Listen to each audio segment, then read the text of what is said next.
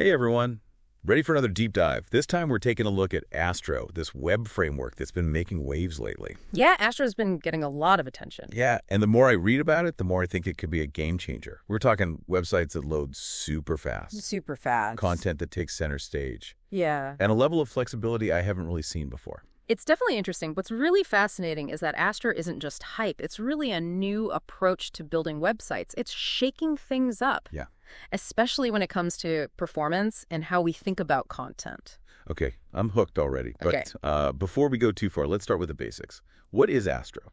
So Astra is a JavaScript web framework that's purpose-built for creating websites that are all about content. Think marketing sites, blogs, documentation, that sort of thing. Right. What makes it unique is its focus on speed and this idea of a content-first approach. Okay, so when they say content first, what do they actually mean?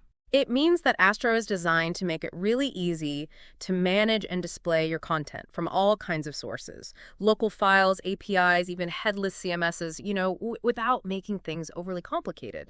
It's all about getting your content front and center as quickly as possible. I got it. So how does that actually translate to websites? What makes Astro sites so fast? Well, one of Astro's secret weapons is that it takes a server-first rendering approach. So instead of sending a ton of JavaScript to your browser and making it do all the heavy lifting, Astro renders your components on the server and then it sends super lightweight HTML to the browser. Okay. Less JavaScript means faster load times. Makes sense. So it's like Astro is pre-cooking the website before serving it up to your browser. You got it. That's a great analogy. And because of that, Astro sites often outperform other popular frameworks you think, Gatsby and Next.js. Wow. When it comes to pure speed, you can actually see this in real-world data. The Astro website even showcases statistics from HTTP Archive and the Chrome UX report to kind of demonstrate this point. Okay, that's impressive. I've definitely been frustrated by slow websites before. Nothing makes me want to leave a site faster than waiting forever for a page to load. Absolutely. I think we've all been there. And with Google increasingly factoring site speed into their rankings, Right. having a fast website isn't just about a good user experience. It can really impact your visibility and your SEO. Makes sense. Okay. As speed as good content is king, I'm starting to see the appeal of Astro.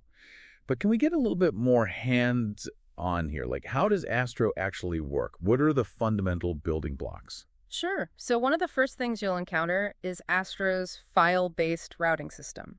It's really intuitive. Every file you create in your pages directory automatically becomes a page on your website. So if I create a file called contact.astro, I'll have a contact page. Exactly. No need to mess around with any complex routing setups.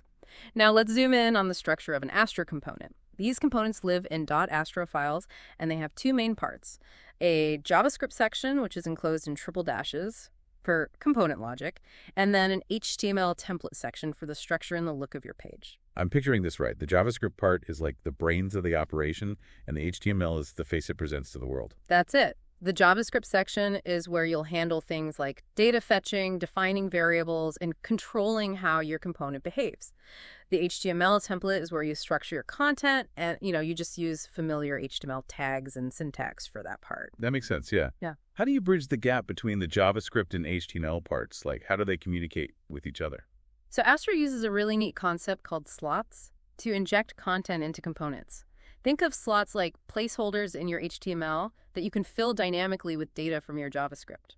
Okay, so for instance, if I had a component for a product listing, Yeah. the slot would be where the actual product information goes, pulled in from some data source. Precisely. And you can even have multiple slots within a component, Oh, wow. giving you a ton of flexibility in how you structure your pages and how you display dynamic content. Okay, I'm following you so far. What about styling? Where does CSS come into play with Astro? Astro gives you options. You can write scoped CSS directly within your components, Oh, okay. which keeps your styles nicely organized, or you can bring in your favorite CSS framework, like Tailwind CSS, which has become really popular in the Astro community. So even for something as fundamental as styling, Right.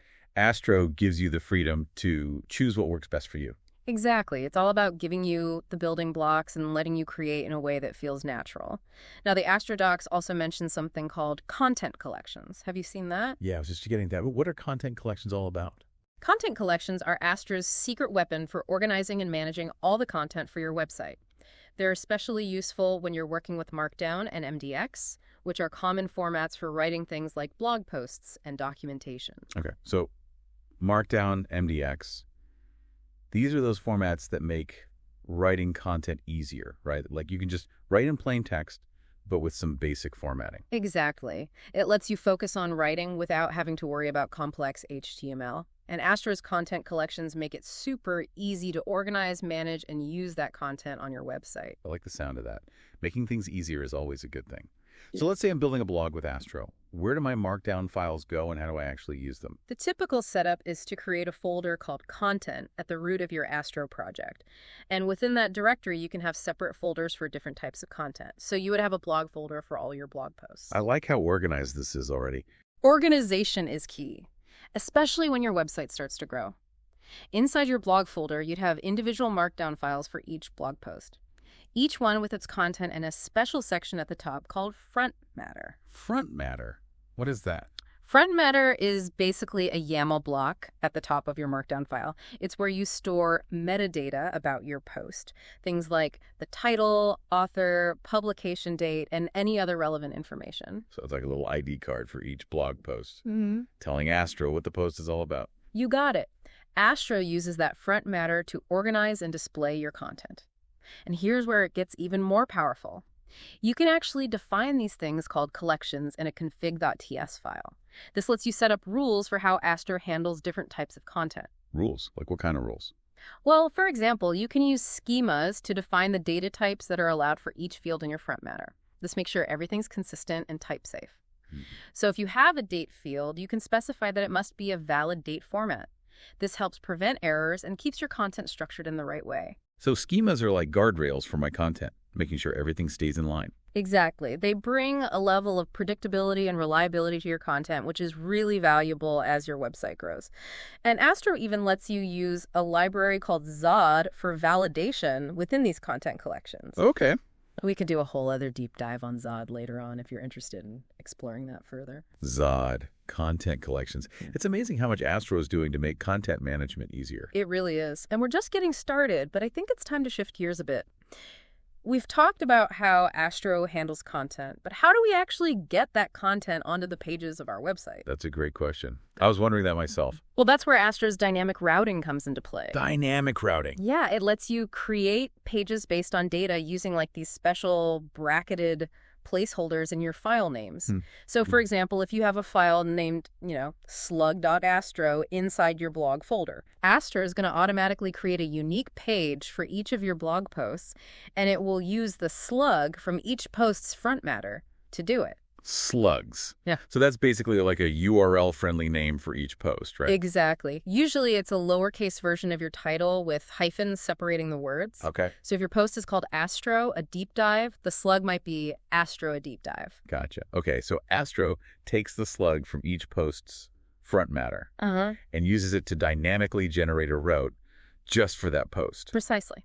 And to tell Astro what slugs to use, you'll use a function called getStaticPaths. Get static paths. Yeah, this function queries your content collection, Okay. and it returns a list of all the slugs that Astro should use to create pages at build time. So this get static paths function sounds like it plays a pretty crucial role in how Astro handles all this dynamic content. It really does. It's what enables Astro to actually pre-generate static pages for each of your blog posts, which is a big part of what makes Astro sites so incredibly fast. So even though these pages are dynamically generated from data, Astro still finds a way to make them static, like ready to go the moment someone visits the site. Exactly. No waiting around for server-side rendering or database queries, just pure lightning-fast HTML. And speaking of making things fast, did you know that Astro also has fantastic image optimization built right in? Image optimization. Okay, now you're talking. Yeah. Images are always the biggest culprit when it comes to slow websites. Yeah. I know they need to be optimized, but doing it manually is such a pain. It can be, but Astro takes all the pain out of it.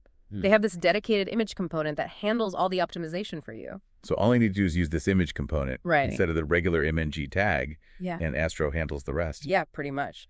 Astro automatically converts your images to modern formats like WebP, which are known for their smaller file sizes without sacrificing quality. It also generates circuit set attributes for responsive images so that your images look crisp on all devices.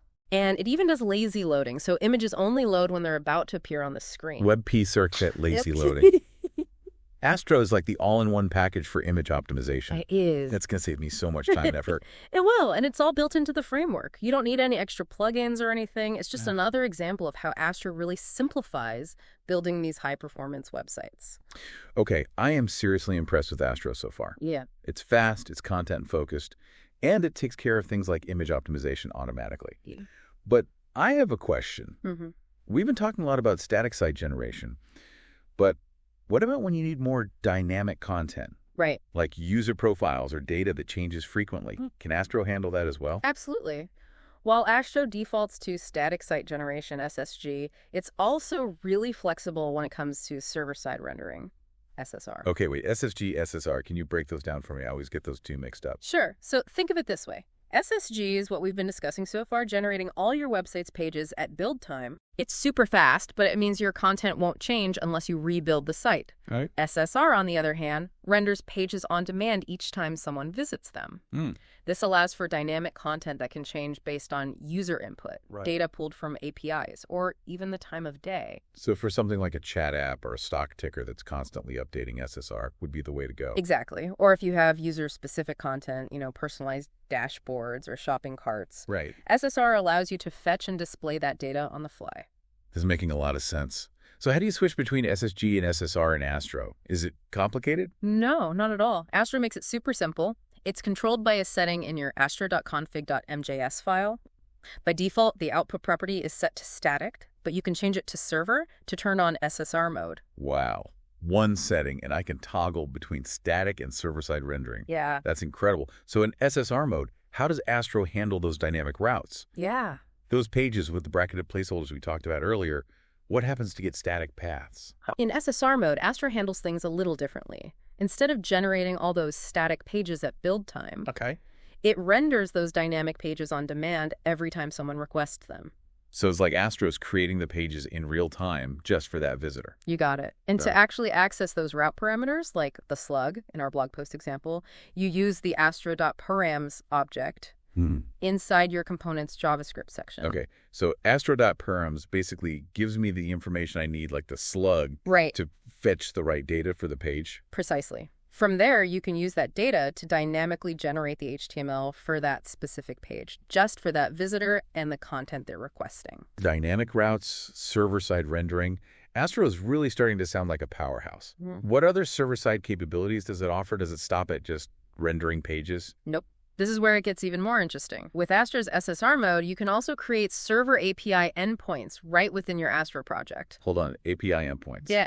You mean I could build like a full stack application with Astro? Absolutely. You can handle both the front end and the back end. Wow. And it's surprisingly straightforward. You just create .ts files within a folder called pagesapi, and Astro automatically knows to treat those as API endpoints. So I can define endpoints for all the different HTTP methods, like GET, POST, PT, delete. You got it. All within my Astro project. Yeah, you have all the power of JavaScript and TypeScript at your fingertips to handle requests, process data, even interact with databases and send back responses just like you would with any other server-side framework. This opens up a whole world of possibilities. I could build APIs for anything. User authentication, fetching external data, you name it. Yeah. Astro is like a one-stop shop for web development. It really is impressive how much they pack into one framework. Yeah. And it's designed to be developer-friendly, so you can focus on building instead of wrestling with complex configurations. Right. So speaking of building, I'm thinking of the more practical side of things now. How easy is it to deploy an Astro site? Is it as simple as everything else we've talked about? Absolutely. Astro has great integrations with platforms like Netlify and Vercel, making deployment a breeze. So I could hook up my Astro project to one of those and deploy it with just a few clicks. Exactly. And Astro is smart about how it handles deployment. Optimizing things differently for static sites compared to server-rendered sites, it takes care of the details so you don't have to worry about it. Amazing. But before we move on, there's one more thing I'm curious about. The Astro website mentioned something called islands. Can you explain what those are? Islands are one of the ways Astro lets you add interactive elements to your website. While still keeping things super performant. They allow you to use client-side JavaScript components from frameworks like React or Vue or Svelte in a really optimized way. Wait, so even though Astro is all about server-side rendering and minimizing JavaScript, I can still sprinkle in some client-side interactivity? using frameworks I'm familiar with. Exactly. That's the beauty of Astro Islands. They only load the JavaScript that's needed for those interactive components. So your site stays lean and fast. It's like strategically adding those little bursts of interactivity without slowing down the entire page. That's really clever. Yeah. Astro seems to strike the perfect balance between performance and flexibility. It's like they've thought of everything. They really have. And speaking of thinking of everything, have you heard about the new content layer that came out in Astro 5? The new content layer. This is the first I'm hearing about this. Tell me more. Astro 5's content layer basically lets you pull data from pretty much anywhere you can imagine. Okay. Local files, API endpoints, Wow. even things like Notion and Stripe. So you're telling me I could have my blog posts in Notion, my product catalog managed in Stripe, and pull it all into my Astro site seamlessly? That's wild. Exactly. And the best part, it still uses all those familiar concepts like schemas Right. and validation, often with the help of Zod, to make sure that all that data is structured correctly and plays nicely together. So schemas and validation. It sounds like Astro is really serious about keeping my content organized and error-free, even if it's coming from all these different places. It is. This content layer really feels like a game changer, especially for sites that are heavy on content. Yeah. The ability to just swap out data sources, Right. Without having to rewrite my entire front end is a dream come true. It's like having a universal adapter for all your content, no matter where it lives. Yeah. This is making me rethink what's even possible with web development. You and me both. The more we talk about Astro, Yeah. the more I think this is actually a bigger shift in how we approach building for the web. Oh, intrigue me. What do you mean? Well, think about it. Astro prioritizes performance. Right. It really embraces content in a new way, and it gives so much flexibility to developers. Yeah. It feels like a peek into the future of web development, where these things are just expected, non-negotiable. Yeah, I could see that. I mean, we've all been to those sites that are slow and clunky. Absolutely. It's 2024. Speed has to be a priority. Yeah, exactly. Google's Core Web Vitals initiative has made that crystal clear. Performance matters. A slow site can actually hurt your visibility. So it's not just a nice to have, it's essential. It is, and it's not just about speed. Right. The way Astro handles content and makes it easy to manage, Yeah, that also feels like a major leap forward. totally. Content is everything these days. Websites aren't just static brochures anymore. Nope. They're these dynamic, interactive platforms Exactly. for telling stories and building communities and so much more. Astro understands that their whole approach revolves around content, and this new content layer just proves that. It's like they're saying, bring your content from wherever, and we'll make it awesome. It really is an exciting time to be a web developer. With all these tools like Astro coming out, it feels like we're breaking free from those old limitations and building a web that is faster and more focused on content. I totally agree. Astro's popularity is a sign of where things are heading, and I can't wait to see what people build with it. Me too. It feels like we've only just scratched the surface of what Astro can do, but I think this deep dive has given everyone a good starting point. Definitely. The Astro documentation is fantastic. Yeah, And the Astro community is super helpful. absolutely. And speaking of community, we'd love to hear from you. What are your thoughts on Astro? Have you tried building anything with it yet? Let us know down in the comments. And if you enjoyed this deep dive, don't forget to like and subscribe to the channel for more explorations of the amazing world of tech. Until next time, keep learning, keep building, and keep exploring all the possibilities of the web.